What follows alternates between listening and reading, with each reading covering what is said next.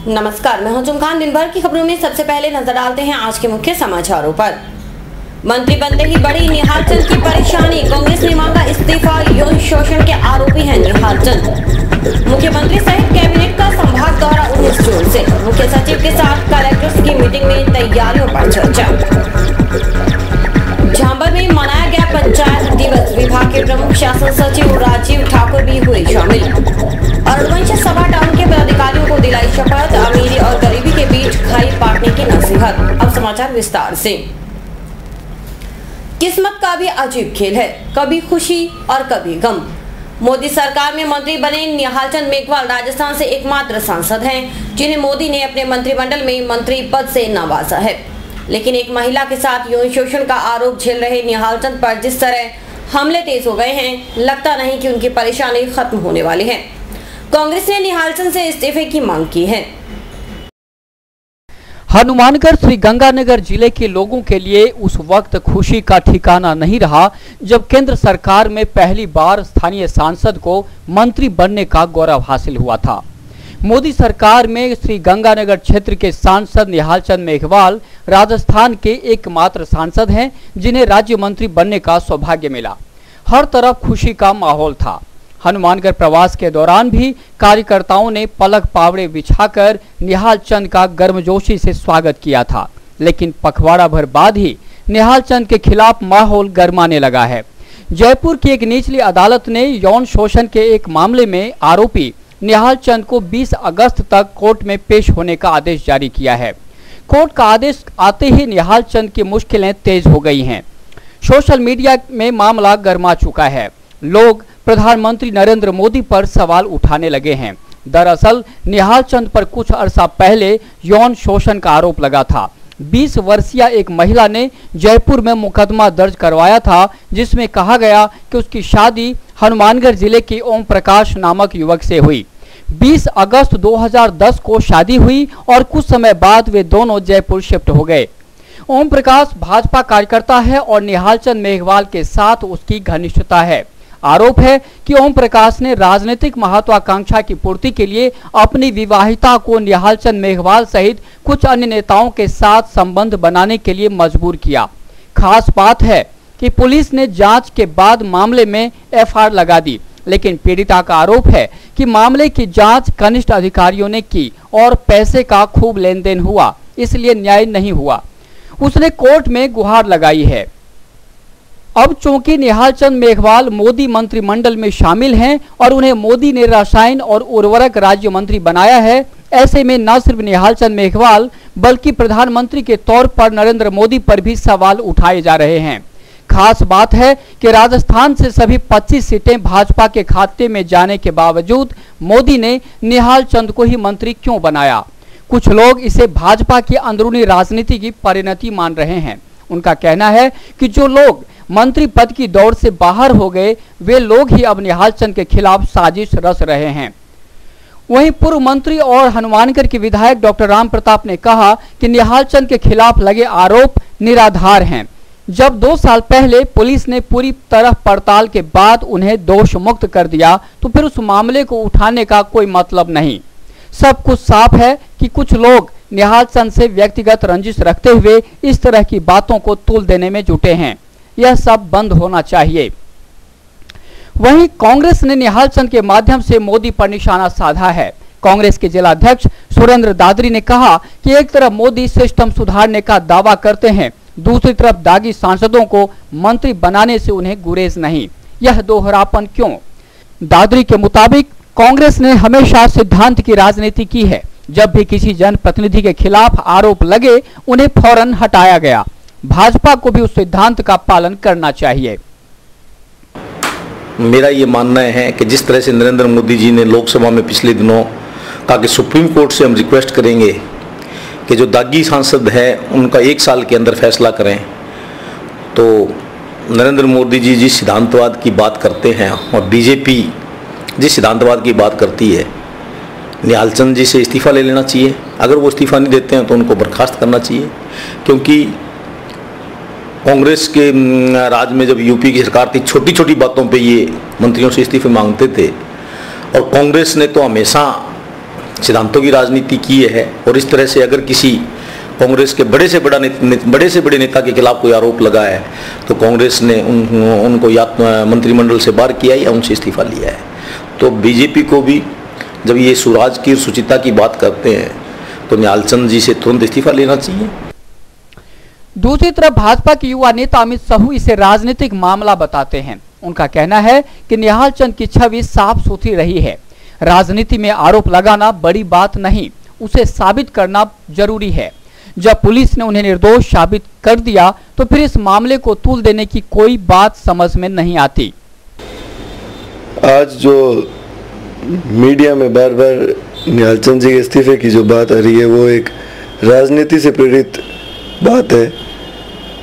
हमारे जो लोकतंत्र के सबसे बड़े मंदिर में हमारे जो गंगानगर लोकसभा का मान सम्मान हुआ है, उस हिसाब से मुझे ये इस बात में कोई शक नहीं था कि कुछ ना कुछ नई बात ये विरोधी करेंगे जरूर।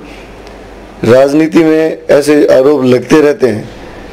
निहाल चंद जी एक स्वच्छ छवि, ईमानदार व्यक्तित्व वाले आदमी हैं और पहले भी जो 2 साल पहले इन पे जो आरोप लगा था उसमें उस पर एफआईआर लगी थी, जहां तक मेरी जानकारी है, निर्दोष साबित हुए थे। लेकिन वरिष्ठ पत्रकार मदन अरोड़ा को फिक्र है कि निहाल चंद का मंत्री के रूप में कोर्ट में पेश होना लोकतंत्र के लिए शर्मनाक है। इसलिए बेहतर होगा कि निहाल चंद मेघवाल इस्तीफा दे दें। साथ ही वे प्रधानमंत्री नरेंद्र मोदी पर भी पलटवार करते हैं कि निहाल चंद को मंत्री बनाना मोदी की छवि के अनुरूप फैसला नहीं था। अब भी वक्त है कि जब कोर्ट ने हस्तक्षेप कर ही दिया है तो मोदी को चाहिए कि वे निहाल चंद से इस्तीफा मांगे या फिर उन्हें बर्खास्त करें। इस मामले में बड़ा ही शर्मनाक रहेगा अगर वो एक मंत्री के रूप में कोर्ट के अंदर पेश होते हैं। तो प्रधानमंत्री नरेंद्र मोदी की जिस तरह की छवि है, अगर वो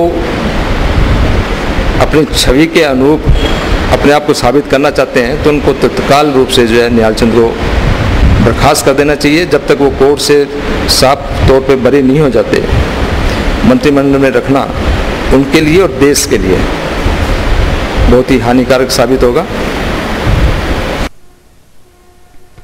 पत्रकार मदन अरोड़ा मानते हैं कि निहाल चंद को टिकट देकर ही भाजपा ने गलत किया। दरअसल जिस तरह निहाल चंद पर भ्रष्टाचार और आचरण को लेकर आरोप लगे, पार्टी को टिकट नहीं देना था, फिर उन्हें मंत्री बनाना तो और भी गलत फैसला था। आज निहाल चंद की वजह से मोदी सरकार भी कटघरे में है। निहाल चंद जी के बारे में, उनके भ्रष्ट आचरण को लेकर, उनके रेप के जो आरोप उनके ऊपर लगे हुए, पूरा राजस्थान चर्चा का विषय रहा है। और उसके बावजूद पार्टी के द्वारा उनको टिकट देना और उससे भी बढ़कर उनको मंत्री बनाया जाना हैरानी पैदा करने वाला रहा सभी लोगों को। जो है जिसने भी ये सुना कभी इस तरह से निहाल चंद जी को मंत्री बनाया गया, पहले तो किसी को विश्वास भी नहीं हुआ। जब उन्होंने शपथ ली उसी दिन से ही मीडिया के अंदर जो है ये बातें सामने आना शुरू हो गई थी। निहाल चंद ने इसे विरोधियों का एक राजनीतिक षड्यंत्र बता करके उसको अपनी सफाई दी और लगता है कि भी उन्होंने प्रधानमंत्री को सहमत भी कर लिया कि भी जो उनको आरोप लगाए जा रहे हैं वो सही नहीं है। राजनीति में तो खुद पर लगे आरोपों पर यह कहकर सफाई दे दी जाती है कि यह विरोधियों की साजिश है कि कोर्ट के सामने यह बयान मायने नहीं रखता। वरिष्ठ पत्रकार मदन अरोड़ा के मुताबिक निहाल चंद को अब कोर्ट में खुद को पाक साफ करने की जरूरत है। राजनीतिक बयान देकर पल्ला झाड़ना संभव नहीं। कोर्ट के द्वारा उनको समन भेजना, उस पर वो अपनी को सफाई नहीं दे पाएंगे कि ये विरोधियों की साजिश है या क्या है क्या नहीं है। उसको तो उसके अंदर अपने आप को जस्ट पाक साफ साबित करना पड़ेगा और प्रधानमंत्री को चाहिए कि जब तक जब वो कोर्ट से पाक साफ साबित नहीं हो जाते हैं उनको अपने मंत्रिमंडल से बाहर कर रखें। कुल मिलाकर निहाल चंद की मुश्किलें तेज हो गई हैं। कोर्ट का आदेश निहाल चंद के लिए सिर दर्द साबित हो रहा है। जिस तरह मोदी खुद को दक्ष प्रशासक साबित करने की बात करते हैं, उनके सामने भी अब चुनौती बड़ी है। उनके सामने भी अब एक ही विकल्प है कि वे निहाल चंद से इस्तीफा मांगे ताकि जनता में मैसेज आए कि वे रेप जैसे मामले में किसी तरह की छूट देने के पक्षधर नहीं हैं, वरना सिस्टम सुधारने जैसे बयानों का कोई मतलब नहीं रह जाएगा। Bureau report, sky channel, Hanumangarh.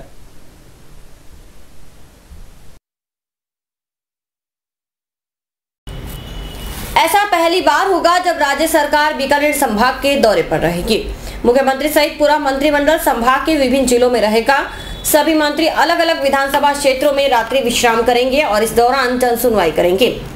19 जून से 30 जून तक के प्रस्तावित कार्यक्रम को लेकर जयपुर में उच्च स्तरीय बैठक हुई, जिसमें हनुमानगढ़ की जिला कलेक्टर पीसी किशन ने भाग लिया।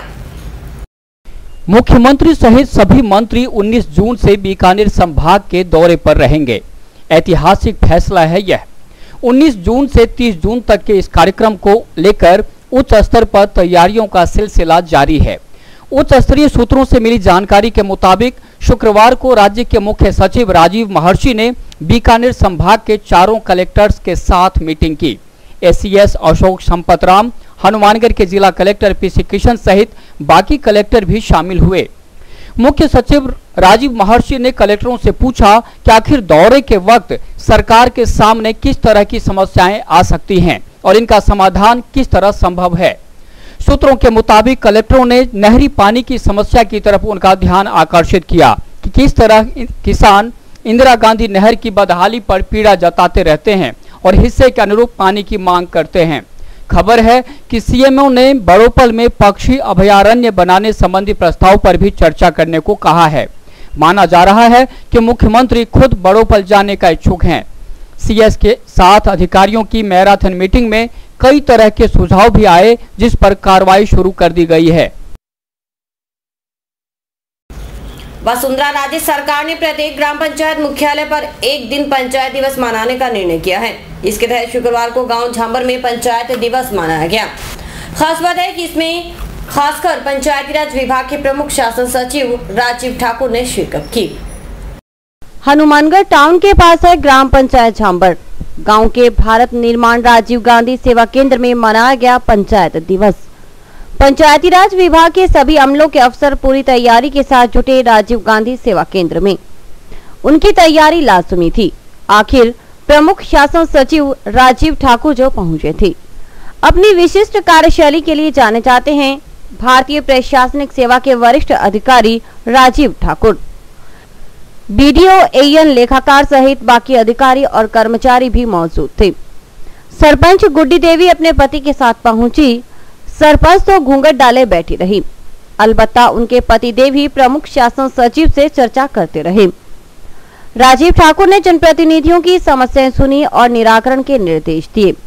जनप्रतिनिधियों ने पंचायती राज में चल रही टेंडर प्रक्रिया पर सवाल उठाया तो प्रमुख शासन सचिव ने उनसे ही पूछ लिया कि अगर यह तरीका गलत है तो आप ही बताओ क्या होना चाहिए। उनके सवाल पर जनप्रतिनिधि एक बारगी चुप हो गए। टेंडर प्रक्रिया क्या होना चाहिए बताओ। टेंडर प्रक्रिया हम एरियल टाइप पर देखते नहीं है। क्यों नहीं होगा तेरी कौन सी योजना में नहीं दे देता है? नरेगा में, बाकी योजनाओं में दे देते। बाकी योजना में लेगा पैसा लेकर। क्यों क्या अंतर दोनों की प्रक्रिया कह रहे हैं कि भाई इसमें तो क्या है कि यही मतलब चेक काटा पेमेंट कर देते हैं, वो वहाँ मिल जाएगा। नरेगा में कितना टाइम लगता है आने में? हमने 2 घंटे का काम चल रहा है। उनकी पेमेंट अधिक नहीं है। कब से? DSC SSC में पेमेंट कैसे करते हो? प्रमुख शासन सचिव राजीव ठाकुर ने पंचायती राज के प्रतिनिधियों से गांव के विभिन्न विभागों की प्रगति के बारे में भी फीडबैक लिया। उन्होंने कहा कि उनके गांव के स्कूल, अस्पताल और अन्य कार्यालयों की क्या स्थिति है, खासकर स्कूलों में टीचर हैं या नहीं, अथवा स्कूल के पास पर्याप्त भवन है या नहीं। संतोष की बात है कि अधिकांश जनप्रतिनिधियों ने भवन पर्याप्त होने की बात कही। हाँ, स्टाफ की कमी को लेकर जरूर शिकायत की। और बाकी स्कूल जो है गांव के आंगनबाड़ी केंद्र है, हेल्थ सेंटर है, उसको देखते हो? उन लोगों को देखते हो? स्कूल तो ठीक है। आंगनबाड़ी केंद्र एक ही है। स्वास्थ्य केंद्र है वो। स्कूल में कितने स्कूल हैं यहाँ पर गाँव में? एक 12वीं का है, एक 10वीं का है। सरकारी पूरी पंचायत में नहीं तो उसमें कमरे पूरे हैं? 10वीं वाला कब भी हुआ है? 12वीं वाले में कितने बच्चे पढ़ते हैं? 6वीं से 12वीं है, 6वीं से 12वीं कितने बच्चे पढ़ते हैं पता नहीं है। अरुणवंशी सभा टाउन की नवनिर्वाचित कार्यकारिणी के पदाधिकारियों को शपथ दिलाई गई। पदाधिकारियों ने समाज के उत्थान में महत्वपूर्ण योगदान देने का संकल्प दोहराया। वहीं अध्यक्ष पद पर चुनाव में पराजित रहे पूर्व पार्षद मनोज बिनोचा ने कहा कि अरुणवंशी समाज में गरीबों की अनदेखी नहीं होनी चाहिए। उन्होंने सामाजिक और आर्थिक उत्थान पर गंभीरतापूर्वक विचार करने की जरूरत है। हनुमानगढ़ टाउन स्थित अरुणवंशी धर्मशाला में शुक्रवार को खूब चहल पहल थी। बाहर वाहनों की कतार तो अंदर लोगों का हुजूम। सभागार में गर्मागर्म बहस और भाषणों का दौर। दरअसल अरुणवंशी सभा टाउन इकाई के नवनिर्वाचित पदाधिकारियों का शपथ ग्रहण समारोह था। चुनाव अधिकारी राजपाल नागपाल, मोहन मुंजाल, आकाश चुग और राजपाल कुकड़ के मुताबिक अध्यक्ष पद पर सतीश कटारिया, उपाध्यक्ष पद पर राजेंद्र डोडा, सचिव पद पर जसपाल छाबड़ा, सहसचिव पद पर असीम सेतिया और कोषाध्यक्ष पद पर कश्मीरी लाल मिड्डा विजयी रहे। अरुणवंशी सभा के जिलाध्यक्ष चाचा चरणदास पाहुजा, जिला केमिस्ट एसोसिएशन के अध्यक्ष प्रेम सेतिया, पूर्व पार्षद मनोज बिनोचा और अशोक छोड़ा आदि ने विचार व्यक्त किए। वक्ताओं ने कहा कि समाज को बेहतरीन दिशा दिलाने का प्रयास होना चाहिए। चुनाव अधिकारी राजपाल नागपाल के मुताबिक नवनिर्वाचित पदाधिकारियों को शपथ दिलाई गई। श्री अरुणवंशी सभा रजिस्टर हनुमानगढ़ टाउन के द्विवर्षीय चुनाव संपन्न होने पर नवनिर्वाचित पदाधिकारियों को आज शिव मंदिर श्री अरुणवंशी सभा में शपथ दिलवाई गई, जिसमें अध्यक्ष पद पर श्री सतीश जी कटारिया, उपाध्यक्ष पद पर राजेंद्र जी डोडा गुंटर, सचिव पद पर जसपाल जी छाबड़ा और सह सचिव पद पर असीम जी लक्की और प्रचार मंत्री पद पर श्री राजेश जी मरेजा, कोषाध्यक्ष पद पर श्री कश्मीर लाल जी मिड्डा को शपथ दिलवाई गई। चुनाव अधिकारी राजपाल नागपाल के मुताबिक उन्हें उम्मीद है कि नवनिर्वाचित पदाधिकारी समाज के हित में बेहतर कार्य करेंगे और समाज की कुरीतियां दूर करने में अग्रणी भूमिका निभाएंगे। आशा करता हूं कि ये नव निर्वाचित जो पदाधिकारी हैं वे समाज की कुरीतियों को दूर करने के लिए सभी अरुणवंशियों को साथ लेकर समाज के लिए अच्छा कार्य करेंगे, जिससे समाज में इनका नाम हो और समाज भी अग्रणी हो। अरुणवंशी सभा के पूर्व प्रधान प्रेम सेतिया ने अपने गुट के सभी प्रत्याशियों की जीत पर खुशी जताई। साथ ही पीड़ा जताई कि लाख चाहने के बावजूद वे चुनाव को नहीं टाल पाए। सेतिया ने कहा कि समाज में सर्वसम्मति या निर्विरोध निर्वाचन की परिपाटी लागू होनी चाहिए ताकि एकजुटता बरकरार रहे। उन्होंने आगे भी निर्विरोध निर्वाचन करवाने की वकालत की।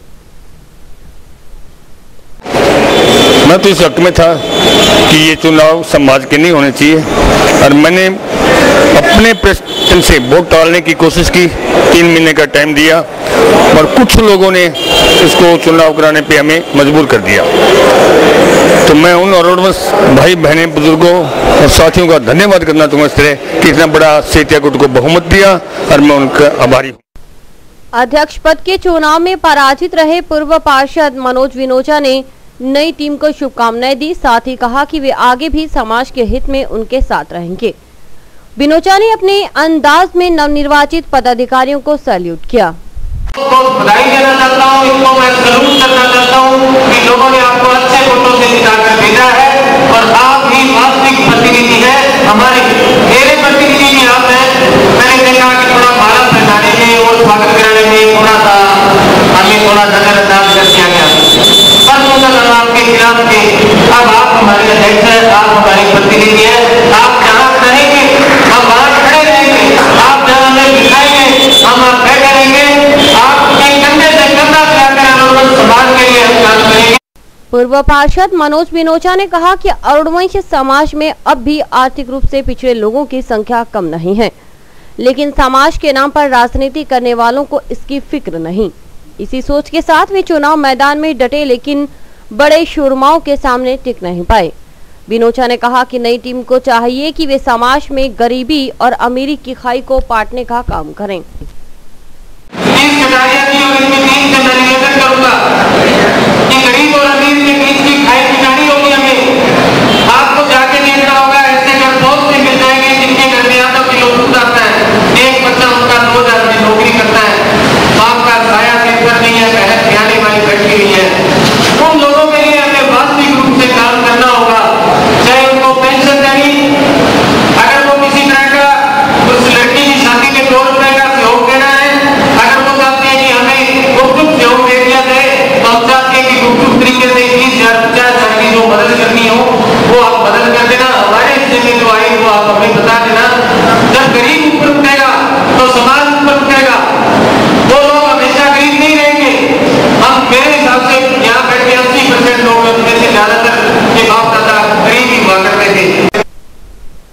आखिर में नवनिर्वाचित अध्यक्ष सतीश काटारिया ने आभार जताया और विश्वास दिलाया कि वे समाज के हित में भरसक प्रयास करेंगे। समाज को सबके सहयोग से बेहतरीन दिशा देने में कोई कसर नहीं छोड़ेंगे। मैं समाज का दिल से आभारी हूँ, जिनकी वजह से आज मुझे खुशी का दिन नसीब हुआ। चुनाव में समाज के लोगों ने मुझे अपना भरपूर सहयोग देकर विजय बनाया। इस सम्मान के लिए मैं सदैव आभारी रहूंगा। मैं अरोड़ों समाज को, जो कि मेरा एक परिवार है, को विश्वास दिलाना चाहता हूँ कि उम्मीदों पर खरा उतरने का भरपूर प्रयास करूंगा। बदलते समय अनुसार धर्मशाला की वर्तमान बिल्डिंग काफी छोटी नजर आने लगी है। मेरी दिली इच्छा है कि मैं सभी के सहयोग से शहर में और बड़ी जगह लेकर वहाँ भव्य धर्मशाला का निर्माण कराया जाए, अन्यथा इसी बिल्डिंग को आधुनिक तरीके से दोबारा निर्मित किया जाए। आप सभी का सहयोग मिला तो मैं ये कार्य शीघ्र ही शुरू किया जाएगा। अतः मैं आशा करता हूँ कि निवर्तमान प्रधान अशोक कुमार जी को जो आपने मुझे सुने दिया है। समाचार अभी और भी हैं, देखते रहिए दिन भर की खबरें।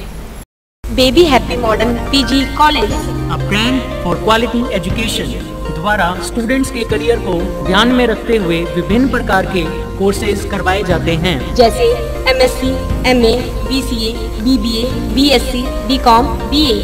कॉलेज में वेल क्वालिफाइड लेक्चरर्स की कड़ी मेहनत से लगातार 3 वर्षों से स्टूडेंट्स ने महाराजा गंगा सिंह विश्वविद्यालय की मेरिट लिस्ट में अपना नाम लाकर शिक्षा के क्षेत्र में एक नया रिकॉर्ड कायम किया।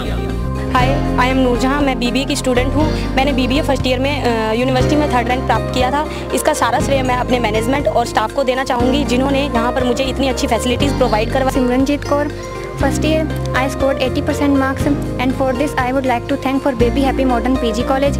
The environment of this college is very learning and I have learned a lot of during these 2 years. College में कॉर्पोरेट वर्ल्ड की आवश्यकताओं को ध्यान में रखते हुए समय समय पर करियर गाइडेंस सेमिनार्स और वोकेशनल कोर्सेज आयोजित किए जाते हैं। महाविद्यालय में library, labs, wifi, playground, canteen, transport आदि फैसिलिटीज प्रोवाइड की जाती है। संस्था का उद्देश्य स्टूडेंट्स को एकेडमिक्स के साथ साथ एक्स्ट्रा करिकुलम एक्टिविटीज जैसे कल्चरल, स्पोर्ट्स आदि में संपन्न बनाना है। सहारा परिवार की ओर से मिलावट के खिलाफ जंग के लिए सहारा क्यूशर अब आपके शहर हनुमानगढ़ टाउन में रोमाना इंटरप्राइजेस पर खुल गया है, जहां पर आपको बिना मिलावट के शुद्ध व अच्छी क्वालिटी के उत्पाद मिलेंगे, जैसे देसी घी, आटा, चाय, चावल, चीनी आदि किराना का सामान, इलेक्ट्रॉनिक्स व जनरल स्टोर का सामान भी मिलेगा। इसके अलावा रोमाना इंटरप्राइजेस में अमूल का आइसक्रीम पार्लर भी है। यहाँ पर अमूल के सभी प्रकार के उत्पाद जैसे आइसक्रीम, दूध, दही, पिज्जा आदि उपलब्ध है। रोमाना इंटरप्राइजेस की अन्य ब्रांचें रोमाना बिल्डिंग मटेरियल और रोमाना प्रॉपर्टी एडवाइजर। संपर्क करें रोमाना टावर, रोमाना कॉलोनी, नजदीक विजय सिनेमा, हनुमानगढ़ टाउन। हमारे यहाँ पर आपको आकर्षक कीमतों पर 32 इंच LED, LCD टीवी उपलब्ध हैं। डीजी वर्ल्ड के शोरूम पर आपको आकर्षक brand Videocon, Sansui, Kelvinator, Electrolux, Philips, Panasonic, Kenstar आदि के होम अप्लायंसेस मिलेंगे। यहाँ पर LED, LCD TV, AC, refrigerator, washing machine, microwave, water heater आदि इलेक्ट्रॉनिक सामान आकर्षक कीमतों पर एक ही छत के नीचे मिलेंगे। डीजी वर्ल्ड पर मल्टीनेशनल कंपनियों के सभी इलेक्ट्रॉनिक्स आइटम उपलब्ध है, जिसमें विशेष रूप में कॉपर माइनिंग के एसी और हार्ड पैनल की बढ़िया एलईडियां उपलब्ध है। संपर्क करें DG World, town junction road, Vijay cinema के सामने। क्रिकेट वाकई पैसों का खेल बन गया है। आईपीएल के दौर में अब छोटे स्तर पर भी खर्च का दायरा बढ़ गया है। जयपुर में होने वाले राज्य स्तरीय टूर्नामेंट में भाग लेने के लिए हनुमानगढ़ की 20 टीमों के बीच रोचक मुकाबला चल रहा है। खास बात है कि जयपुर में प्रस्तावित टूर्नामेंट में विजेता टीम को 40 लाख रुपए मिलेंगे। है ना पैसों का खेल। क्रिकेट के कई रूप हैं। एक रूप है टेनिस बॉल क्रिकेट। जयपुर में इसी माह होने वाली है टेनिस बॉल क्रिकेट प्रतियोगिता। टूर्नामेंट में एंट्री के लिए स्थानीय स्तर पर 20 टीमों के बीच रोचक मुकाबले हो रहे हैं। हनुमानगढ़ जंक्शन में शिव मंदिर सिनेमा के सामने मैदान में तीखी धूप के बीच टूर्नामेंट जारी है। खिलाड़ी विनोद कुमार के मुताबिक जयपुर में होने वाले टूर्नामेंट में भाग लेना सबका लक्ष्य है। उसमें विजय श्री हासिल करने पर 40 लाख रुपए मिलेंगे।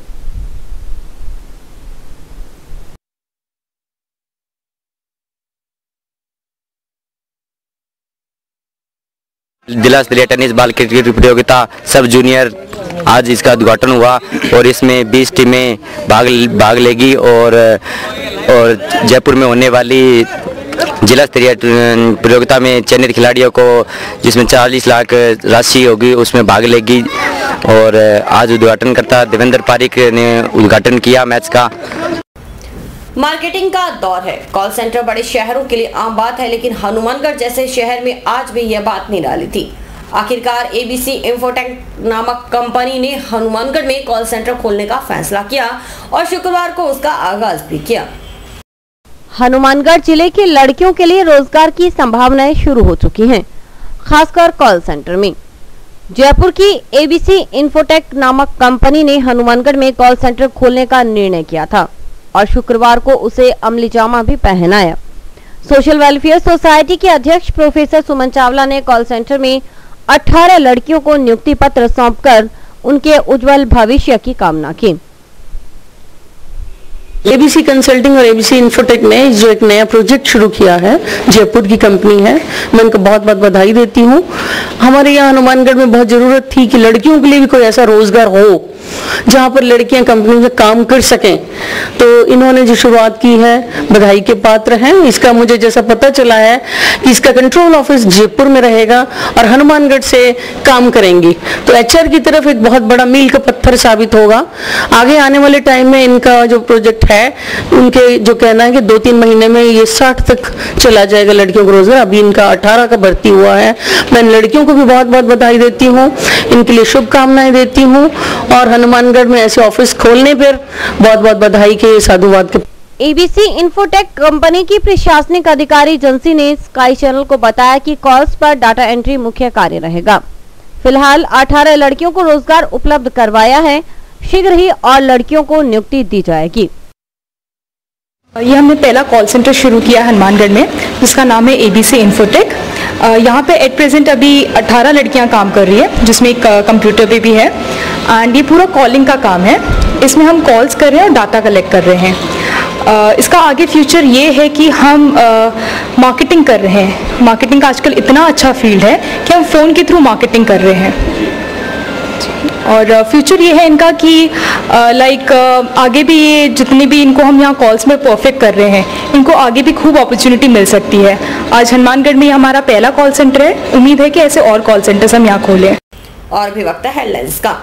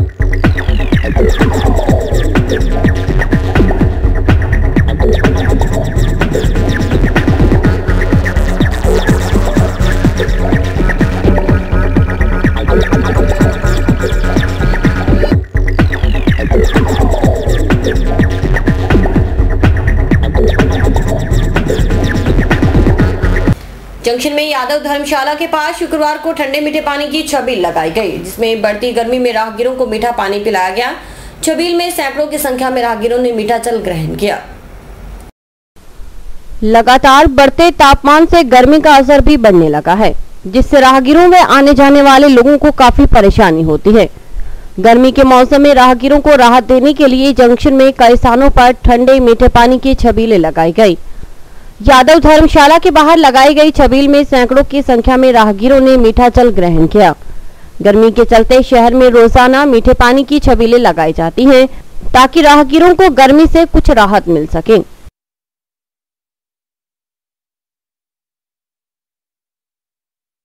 पूर्णमासी के दिन मीठे पानी की छबील लगाई गई है, जो कि यादव समाज के द्वारा लगाई गई, यादव धर्मशाला के आगे लगाई गई है। और तो बाकी हम समाज हित के लिए जैसे कि रक्तदान शिविर का आयोजन भी हम करते रहे हैं समय समय पर। और पूर्णमासी के लिए तो इस पानी की ठंडे पानी की छबील, रात बारिश भी अच्छी हुई है, इसलिए और बारिश हो उसके लिए इसीलिए हमने प्याऊ लगाई है। जल ही जीवन है, जल के बिना जीवन की कल्पना भी मुश्किल है। वहीं गर्मी के मौसम में जल का महत्व और भी बढ़ जाता है, इसलिए सामाजिक संगठनों व प्रशासन द्वारा शहर में कई स्थानों पर प्याऊ स्थापित कर लोगों को ठंडा जल पिलाने का प्रयास किया जाता है। वहीं जंक्शन में भगत सिंह चौक के पास एक प्याऊ काफी समय से बंद है, जिसकी और किसी का ध्यान नहीं किया। चिलचिलाती धूप में अगर व्यक्ति को ठंडा पानी मिल जाए तो उसे गर्मी से कुछ हद तक राहत मिल जाती है। इसी को ध्यान में रखते हुए नगर परिषद व सामाजिक संगठनों द्वारा शहर में कई स्थानों पर प्याऊ स्थापित कर लोगों को ठंडा जल पिलाने का प्रयास किया जाता है, परंतु शहर के हृदय स्थल भगत सिंह चौक के सामने नगर परिषद द्वारा संचालित यह प्याऊ काफी समय से बंद है। प्याऊ में लगा वाटर कूलर खराब होने के कारण लोग इसे प्याऊ का लाभ नहीं ले पा रहे। भगत सिंह चौक के आसपास प्रतिदिन हजारों लोगों का आवागमन होता है, जिनके लिए गर्मी के समय यह प्याऊ काफी लाभकारी सिद्ध होता था। साथ ही चौक के पास दुकानदार भी इस प्याऊ के ठंडे जल का उपयोग करते थे, परंतु गर्मी के मौसम शुरू होने से पहले ही यह प्याऊ बंद पड़ा है और बढ़ती गर्मी के बावजूद न तो नगर परिषद और न ही सामाजिक संगठनों के सदस्यों ने इस प्याऊ की सुध ली है। तो प्याऊ है, ये भगत सिंह चौक के पास है, तो 2 सालों से ये बंद पड़ा है, तो इसके पानी के पीने के लिए है नहीं, फिर इधर इधर के भटकते हैं। दुकानों वाले हैं, ये बेचारे कितने लोग पानी पिलाएंगे, फिर भी गर्मी आता है तो दुकानों वाले कहते हैं भैया कैंपर पड़ा है पानी पी लो। अच्छा, दूसरे प्याऊ है वो भी चले, वहाँ नलका है, हैंडपंप है, वो बेचारा आता है, उसमें पानी गर्म आता है और जनता इस गर्मी के अंदर अगर यहाँ एक आदमी खड़ा दो तो उसी का कोयला बन जाता है, लेकिन इसी में पानी नहीं है तो ये क्या फायदा है। ये जो नगरपालिका लगाया या किसी चेयरमैन ने लगाया है, तो ये एक बार ही आया थे यहाँ चेयरमैन साहब, उसी के बाद में इसको संभाला नहीं है, इसी में जो सामान था ये बंद पड़ा है। इतनी भयंकर गर्मी पड़ रही है जिसमें प्याऊ पिछले 1.5-2 साल से बंद पड़ी है, जब से बंद पड़ी है। और ये मेन भगत सिंह चौक पर बनी हुई है, जहाँ से डेली हजारों आदमी गुजरते हैं, तो आने जाने वालों को बस स्टैंड की तरफ का ये मेन रास्ता है और बहुत दिक्कत होती है यात्रियों को यहाँ से। नगर परिषद को भी सूचना दी आपने? बिल्कुल मौके पे है, तो नगर परिषद को खुद दिखना चाहिए और बाकी बहुत बार इनको सूचना दी जा चुकी है, लेकिन आजकल का क्या टाल देते हैं। और इसी के साथ समाचार समाप्त हुए। रोजाना देखते रहिए समाचार। नमस्कार।